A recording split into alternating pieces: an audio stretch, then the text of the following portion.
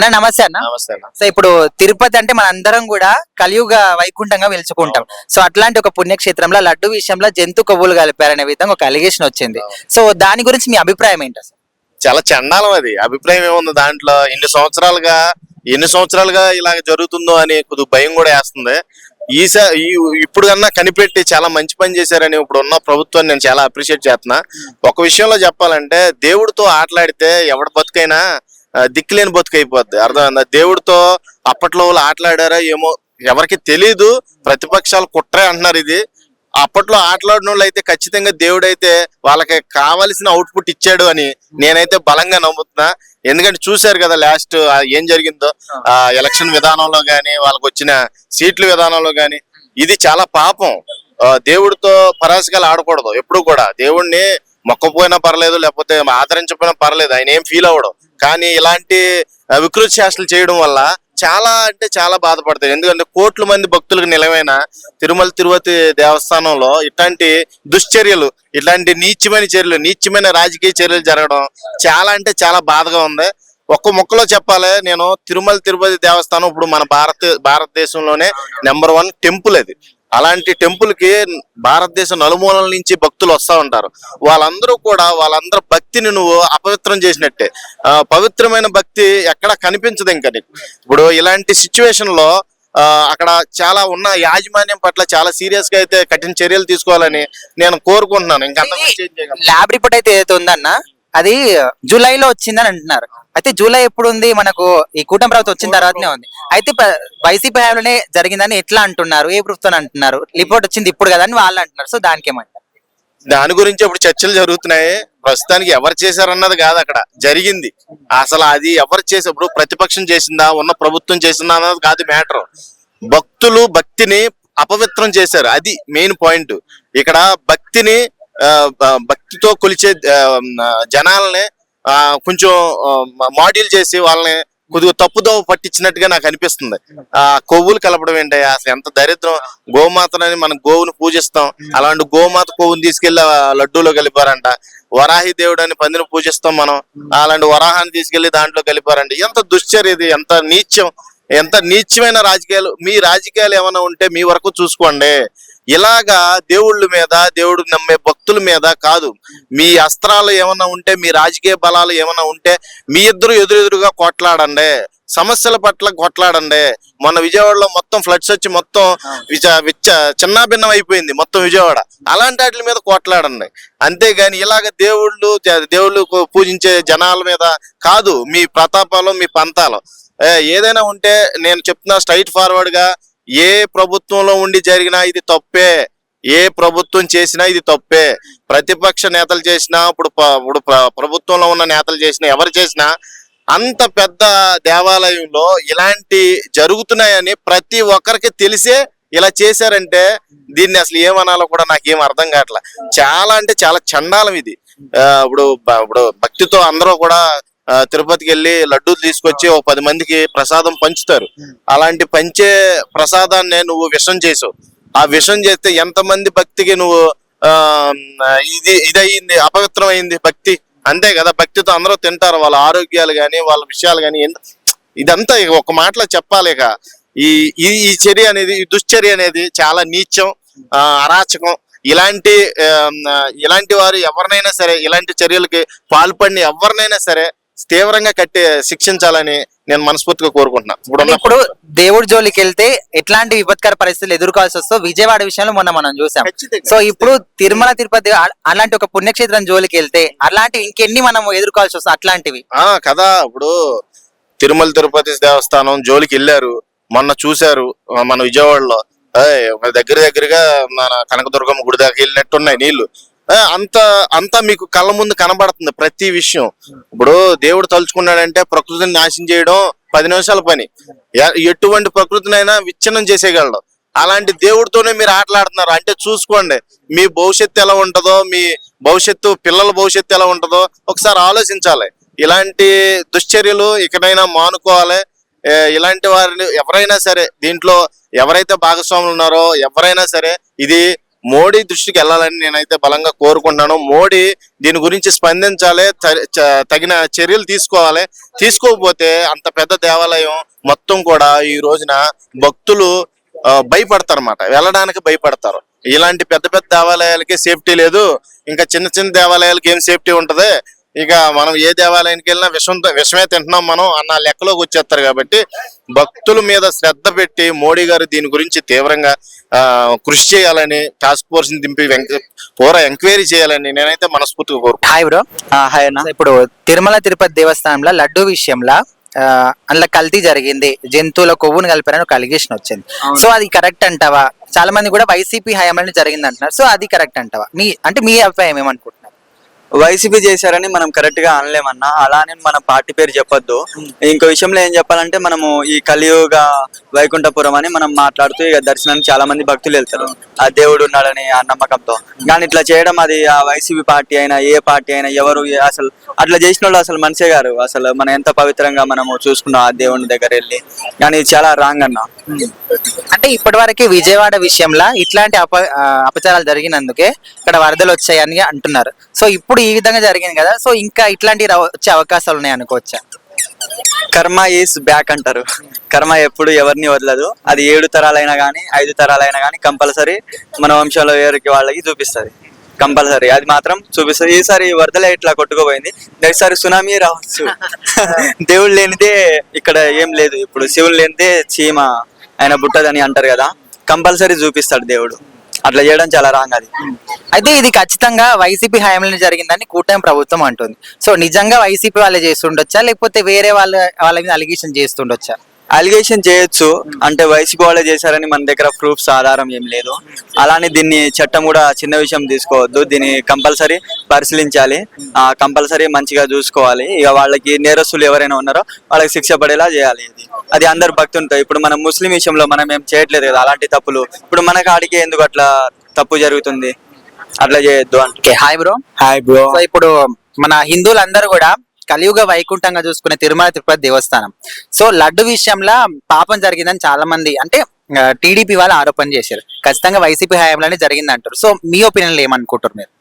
First జరగకూడని తప్పు జరిగిపోయింది. చాలా బాధాకరం, చాలా విషాదకరం. మన హిందూ సాంప్రదాయాల్లో మన ఆరాధ్య దైవం, మన కలియుగ దైవంగా కొలుస్తున్న వెంకటేశ్వర స్వామి, మనం ఆ దేవాలయంని ఎంతో పుణ్యం ఈవెన్ దో మనం అక్కడికి వెళ్ళేటప్పుడే ఒక 1 వీక్ 10 days ట్రిప్ ఉంటే ఈవెన్ దో ఎవరు కూడా నాన్ వెజ్ తినరు. ఆ టైమ్ ఆఫ్ పీరియడ్ లో మొత్తం కంప్లీట్ అయినంత వరకు. అలాంటి దగ్గర ఇంత పెద్ద తప్పు జరిగిందని చాలా ముందు దిగ్భ్రాంతికి లోనవుతున్నాం. కొవ్వు అది ఫస్ట్ ఆ టైప్ ఆఫ్ ఫ్యాట్స్ యాడ్ చేసి గీల్ తయారు చేయడం అనేది చాలా డిసప్పాయింటెడ్, చాలా డిప్రెస్డ్. దీనికి ఎవరైతే దీంట్లో ఉన్నారో వాళ్ళు మాత్రం కంపల్సరీ శిక్షార్హులు. ఎటువంటి శిక్ష వాళ్ళకి ఇవ్వాలి అని అంటే, ఇప్పటి వరకు కనివిని ఎరుగని శిక్ష, ఆ శిక్ష కూడా ఆ రేంజ్ లో ఉండాలి. ఇంకోసారి ఇది మతాన్ని ఉద్దేశిస్తూ మతాన్ని కించపరిచేది. మన యొక్క మతంలోనే శాకాహారానికి మెయిన్ ప్రాముఖ్యత మన శాకాహారం, మన ధర్మంలో. అలాంటిది ఇలా జరగడం చాలా బాధాకరం. ఇందులో టీడీపీ ఉందా, వైసీపీ ఉందా? కరెంట్లీ రూలింగ్ పార్టీలో వైసీపీ ఉంది. అంటే ముఖ్యంగా ఈ ఏదైతే ఇప్పుడు అంటే ఇక్కడ కలిపిరని తెలిసిందో అది ఖచ్చితంగా వైసీపీ వాళ్ళు చేశారని కూటమి వాళ్ళు అంటారు. కానీ దానికి సంబంధించిన రిపోర్ట్ మాత్రం మొన్న ఈ ప్రభుత్వం వచ్చిన తర్వాత జూలైలో వచ్చిందని చాలా మంది ఇట్లా అంటారు. సో మీరేమంటారు, ఎవరి తప్పు ఉందంటారు? మనం 1996 నుంచి మనం చూస్తున్నాం చంద్రబాబు నాయుడు గారి పాలన ఏంటో. ఆయన పాలనలో ఇటువంటివి జరిగింది ఇప్పటి వరకు ఎప్పుడూ లేదు. మహా అయితే జగన్ గారు ఒకసారి వచ్చారు. దానికి తోడు ఆయన క్రైస్తవుల పార్టీ, ఆయన క్రిస్టియానిటీకి ఎక్కువ సపోర్ట్ చేస్తారు. ఫస్ట్ థింగ్ ఆయన ఏ విధంగా మన చంద్రబాబు నాయుడు కానీ ఒక పవన్ కళ్యాణ్ కానీ వీళ్ళందరూ మన ధర్మాన్ని ఏ రేంజ్ లో పెడతారో అనేది మన అందరికీ తెలిసిందే. ధర్మానికి వాళ్ళు ఇచ్చే ప్రాముఖ్యత ఏంటి అనేది తెలిసిందే.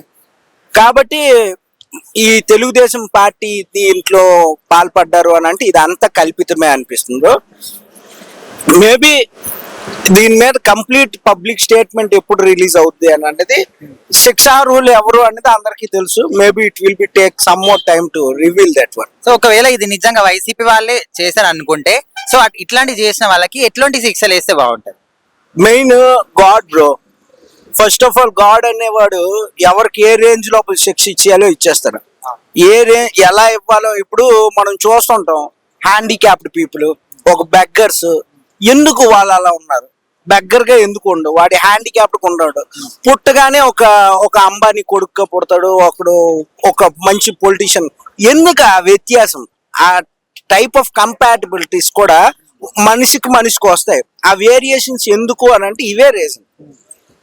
ఇలాంటి తప్పులు చేస్తే అలానే పుడతారు బ్రో. అవి చాలా ఘోరంగా ఉంటాయి. ఇది చాలా అనర్థాలకు కూడా దారి తీస్తాయి. వీళ్ళకి ఇప్పుడున్న చట్టం ఎటువంటి శిక్ష తీసుకోవాలి అని అంటే, ఒక ఉరి శిక్ష అనేది చాలా తక్కువ దీనికైతే. ఎందుకంటే హిందూ ధర్మంలో ప్రతి ఒక్కరు కూడా బాధపడి దిగ్భ్రాంతికి జరిగిన దుర్ఘటన ఇది. ఇటువంటి సంఘటనకి ఆయనకు ఎవరు చేసినా, వాళ్ళకు ఉరి శిక్ష చేసినా చాలా తక్కువ. అంతకు మించి ఎటువంటి శిక్ష ఏమైనా ఉంటే ఇంకొకరు చేసేందుకు భయపడాలి, గడగడలాడాలి. దేవుడితో పెట్టుకుంటే ఏమవుతుంది అనేది అందరికీ విషయం తెలుసు. ఇప్పటికే మనకు విజయవాడ విషయంలో, కనకదుర్గం విషయంలో ఆగ్రహానికి లోనైన అందుకోసమని ఇట్లా చేసింది అంటున్నారు. సో మరి ఇప్పుడు తిరుపతి దేవస్థానం ఇట్లా జరిగింది కదా, సో ఇట్లాంటి ఇంకా అయితే అనుకోవచ్చా? ఖచ్చితంగా బ్రో. దేవుడికి గాని దేవుడి దగ్గర మనం ఎటువంటి తప్పు, అవి ఎన్నో అనర్థాలకు దారి, భూమే కొలాప్స్ అయిపోవచ్చు. ఎంటైర్ మానవలిలో ఇప్పుడు ప్రీవియస్ గా ప్రపంచ యుద్ధాలు వచ్చినట్లు యుద్ధాలు మనిషికి పుట్టవచ్చు. ఇలాంటి తప్పులు దయచేసి మాత్రం ఎవ్వరు పాల్పడొద్దు. ఎందుకంటే దీనివల్ల భూమాత అనేది ఇది చూడలేదు. ఈ భూమాత ఇది చూసి ఓరవలేదు.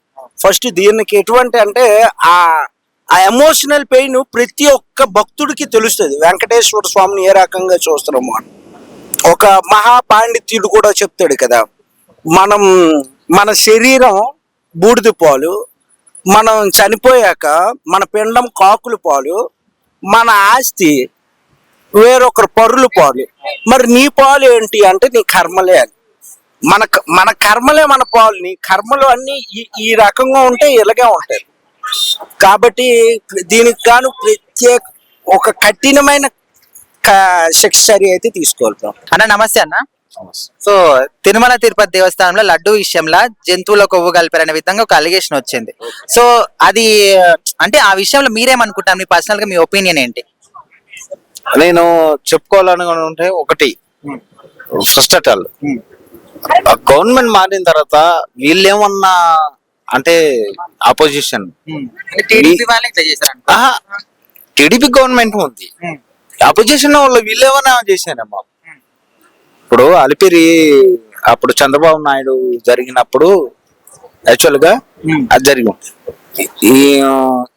ఈ కుమ్మక్కయ్యి వీళ్ళు చేసిందేమో అని చెప్పేసి ఒకవేళ అంటే నా సొంత ఐడియా ప్రకారం నేను ఏం చెప్తున్నాను అంటే, వీళ్ళేమన్నా వైసీపీ వాళ్ళ, నేను పార్టీ పరంగా నేను చెప్పలేను. అంటే ఇది ఖచ్చితంగా వైసీపీ ప్రభుత్వం ఉన్నప్పుడే జరిగిందని చాలా మంది అంటున్నారు. సో నిజమే అనుకోవచ్చా? కాదా మరి? ఆ కొండ మీద, తిరుమల కొండ మీద ఈ శిలువలు పట్టుకొని తిరగడం అనేవి, శిలువలు పట్టుకొని తిరుగుతుంది రెడ్డే వాళ్ళ అల్లుడు, వాళ్ళ బామ్మర్ది వెళ్ళన్న.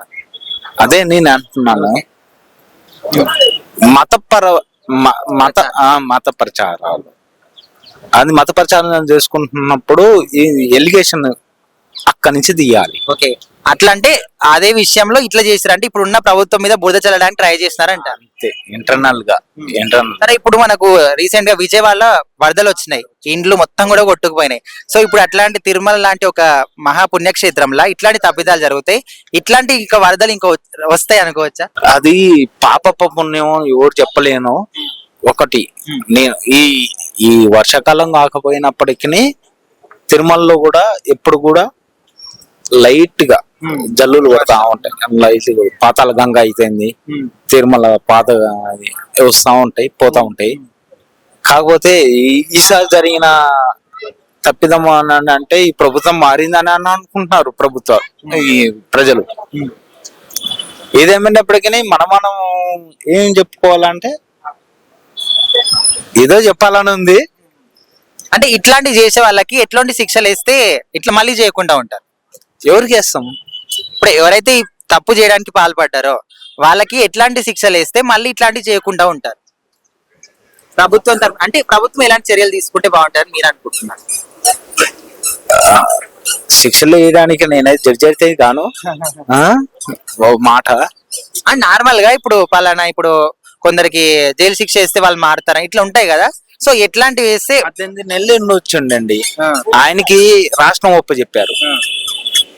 18 నెలలు జైల్లో ఉండడానికి రాష్ట్రం ఒప్పు చెప్పారు. అది ప్రజల ఓకే, థ్యాంక్స్ అండి. Hi bro. సో ఇప్పుడు తిరుపతి అంటే మనందరం కూడా కలియుగ వైకుంఠంగా వెలుచుకుంటాం. సో అట్లాంటి దగ్గర మహాప్రసాదంలో కలుషితమైంది, జంతు కొవ్వు కలిపారనే విధంగా అలిగేషన్ వచ్చింది. అసలు అది నిజం అనుకుంటున్నావా? సో ఖచ్చితంగా ఇది వైసీపీ వాళ్ళే చేశారని కూడా కూటమి ప్రభుత్వం అంటుంది. సో అది నిజం అంటే నీ అభిప్రాయం ఏమనుకుంటున్నావు ఫస్ట్? అంటే నేనేమనుకుంటున్నానంటే బ్రో, మరి అది నిజమేంతో అబద్ధం తెలియదు. వీళ్ళు కొన్ని ల్యాబ్ కి టెస్ట్లు పంపించినప్పుడు అది నిజం అంటున్నారు, మనం చూడలేదు కదా. వీళ్ళు ల్యాబ్ పంపించినప్పుడు కొంచెం నిజం అంటున్నారు. నిజంగా అలా కలుపుకుంటే అది తప్పు. అది తిరుపతి పెద్ద వెంకటేశ్వర స్వామి అంటే అంత మహిమగల దేవుడు, అందరూ కొంచెం భక్తులందరూ అక్కడికే వెళ్తా ఉంటారు. సో మరి అలాంటి దేవస్థానాల్లో ఇలాంటివి వస్తున్నాయి అంటే అది కరెక్ట్ కాదు. అయితే ల్యాబ్ రిపోర్ట్ ఏదైతే ఉందో అది జూలైలో వచ్చింది. సో ఖచ్చితంగా కూటమి ప్రభుత్వం వచ్చిన తర్వాత రిపోర్ట్ వచ్చింది, కానీ మరి వైసీపీ ప్రభుత్వం జరిగిందని ఎందుకు అంటున్నారని వైసీపీ వాళ్ళు అంటారు. సో అది కరెక్టే అంటారా? అంటే ఇది ఎప్పటి నుంచి జరుగుతుందో మనకు తెలియదు. మరి ఇది కూటమి అనుకోవాలా, మరి అంత గత ప్రభుత్వంలో వైసీపీ ఉన్నప్పుడు అప్పుడు అనుకోవాలా, ఏమనుకోవాలో తెలియదు. కానీ ఇది ఒక ఆరోపణ వచ్చింది, మరి ఇది ఎంతవరకు నిజం అవుతుంది? నిజంగా అలాగే చేసుంటే బ్రో అది చాలా పాపం అది. ఎందుకంటే ఎంతో మంది వేలాది మంది భక్తులు వచ్చేది, వెంకటేశ్వర స్వామిని కొలిసేది, ఇలా చేయటం కూడా అది కరెక్ట్ గా తప్పు, చాలా పాపం అది. అయితే విజయవాడ విషయంలో రీసెంట్ గానే వరదలు వచ్చి ఎంత అల్లకల్లమైంది అందరం కూడా చూస్తాం. సో మరి తిరుపతి లాంటి ఒక పుణ్యక్షేత్రంలో ఇట్లాంటి తప్పిదాలు జరుగుతాయి, ఇట్లాంటివి ఇంకా ప్రతిచర్యలు ఏ విధంగా ఇట్లాంటివి వస్తాయని మనం అనుకోవచ్చా? ఇలాంటివి వచ్చే ఇప్పుడు ఎవరు ఏం చేసినా చేయకపోయినా పైన భగవంతుడు వస్తాడు. అది వీళ్ళు నిజంగానే చేసుంటే వాళ్ళు ఆ కర్మ అనుభవిస్తారు కంపల్సరీ 100%. ఏంటంటే ఒక మహిమ గల దేవస్థానంలో మనం అలా చేసామంటే అది చాలా తప్పు. ఇప్పుడు మన ఇంట్లో ఉన్నాం, మన ఇంట్లో తినే అన్నంలో మనమే కలుపుకుంటాం, అది అలా చేయకూడదు కదా. సో దీని వెనకాల ఎవరున్నా సరే, ఆ పెద్దవాళ్ళు కావచ్చు చిన్నవాళ్ళు కావచ్చు, అట్లాంటి వాళ్ళకు ఎట్లాంటి శిక్షలు వేస్తే ఇలాంటివి మళ్ళీ జరగకుండా ఉంటాయి? శిక్షలు అనేదన్నా అది మన ముఖ్యమంత్రి గారు చూసుకుంటారు. ఈ శిక్షలు కూడా మనమే అనేసి ఏం చేస్తాం. అయితే నాకు తెలిసిన రోజు 100% అది తప్పు. దేవస్థానంలో అలా చేయకూడదు. అది దేవుడు అందరికీ దేవుడే, మనకి అలా చేస్తే అంటే ఆ పాపం మనం చేసినా మనకే తెలియద్ది. అలా చేయటం కూడా కరెక్ట్ కాదు. మరి తర్వాత ఏం తీసుకుంటారో సీఎం గారి డిసిషన్ బట్టి ఉంటది.